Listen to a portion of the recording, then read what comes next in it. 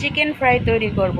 তো এটা হচ্ছে ব্রয়লার মুরগি এবং এর ভিতরে আমি পরিমাণ মতো লবণ দিয়ে দিয়েছি। এটা হচ্ছে গোলমরিচের গুঁড়া, এটা হচ্ছে মরিচ বাটা, আদা বাটা, রসুন বাটা এবং এর ভিতরে দিয়ে দিয়েছি লেবুর রস। তো এখন আমি এটা মাখিয়ে রেখে দেবো 1.5-2 ঘন্টা। আমি একদম ফ্রিজে সুন্দর করে রেখে দেবো।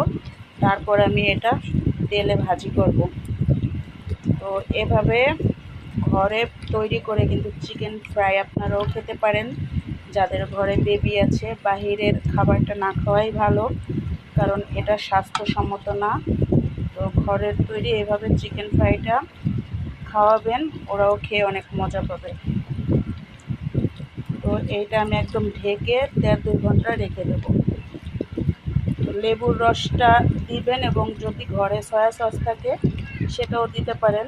তো যেহেতু আমার সয়া সসটা নাই, এই জন্য আমি দেই নাই। তো একটু মাখানো হয়ে গেছে, এখন আমি এটা রেখে দেবো।